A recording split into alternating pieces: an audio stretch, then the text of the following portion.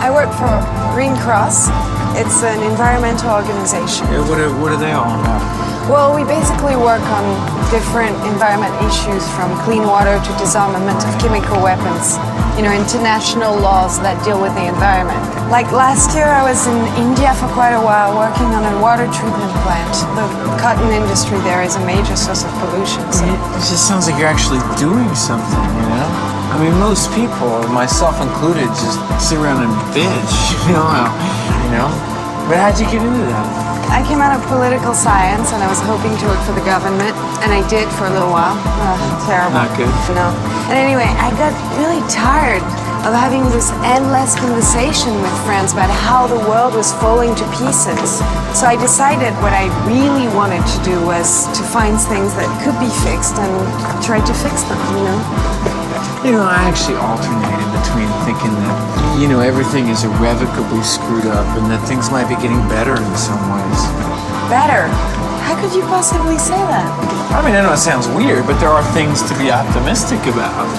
Okay, let me break the news to you. Okay, the world is a mess right now. Okay, we're moving all our industry to developing nations where we can get cheap labor free of any environmental laws. Okay, the weapon industry is booming. 5 million people die every year from preventable water disease. So how is the world getting any better? Come on, I want to know. I'm interested. All I'm saying is there's more awareness out there, right? People are gonna fight back. You know, I mean, I think the world might be getting better because people like you are educated and speaking out. Even the very notion of conservation, environmental issues, those weren't even in the vocabulary until fairly recently, you know, and they're becoming the norm, and eventually might be what's expected all over the world. U životu bi voleo da napravim neku promenu pozitivnu za svet. Ne zbog istorije, ne da mi se pamti ime, nego eto to je feeling koji imam i koji ima me i neka zna da jebe me.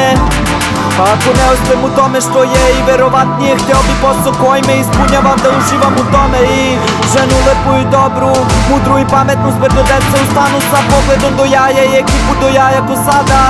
Jer nisam materijalni mamac, samo sam željan blagostanja, jer život je seksoman, može mu se pa jebe, a jebe i ne biraš šta imaš i nemaš. Pa zato mislim da je samo bitno kako gledaš, pa zato gledam da menjam kako gledam. I slika postaje lepša i češće sam srećan, jebe mi te brat. Ili si jeban, a jebo ili jeban bio, nemoj da mrsiš brate, jer je svet previše lud. Da uzimaš logo za zlo, jer bi svako da je srećan samo, srećan samo. Ili si jeban, a jebo ili jeban bio, nemoj da mrsiš brate, jer je svet previše lud. Da uzimaš logo za zlo, jer bi svako da je srećan samo, srećan samo, srećan samo. Najfascinantnija strana konoplje kada je primijenimo na ovom modernom svijetu je to što ona zapravo može okretati i grijati domove i automobile praktički onom količinom koju čovjek može sam uzgojiti. Na koji način se konoplje može koristiti i u kojim zapravo količinama je potrebno da bi mogla ostvariti te ciljeve? They used to say 1 acre of hemp. An acre is 60 meters each way. They could produce 500 gallons of ethanol off the hemp that was grown on that acre. But with these new processes they have today, enzyme processes, they're saying that they can get as much as 1,800 gallons off that same acre of land. Now that's just a very small piece of land. 1,800 gallons off 1 acre, 500 gallons would run your car all year long. The other 1,000 gallons would heat your house, heat your hot water. You would become energy independent. You would be self-sufficient. U životu bi voleo da energiju pružaju ne ulje i ugalj, nego eto brate vutra. Al to je zajebana čupra, gubi se prevelika džunta, pa mora da prođe pun kurac vremena i ratova, terora i strahova, jer cash okreće svet u kojem život je seksoman koji jebe i ne bira, jer tako može mu se.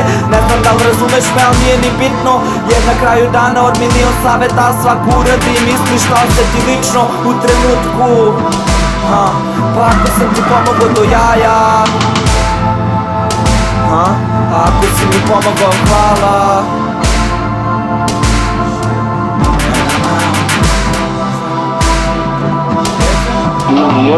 Ili si jeban, a jebo ili jeban bio, nemoj da mrsiš brate, jer je svet previše lud.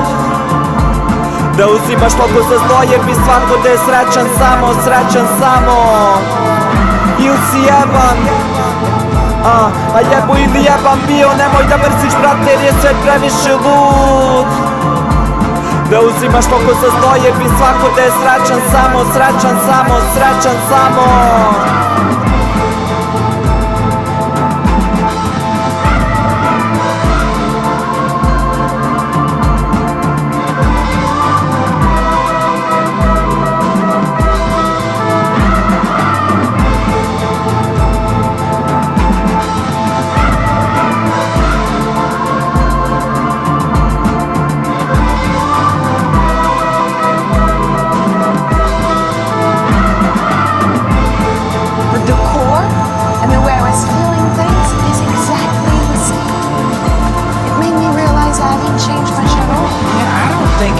Does. I mean, people don't want to admit it, but it's like we have these innate set points, you know, and it's like nothing much that happens to us changes our disposition.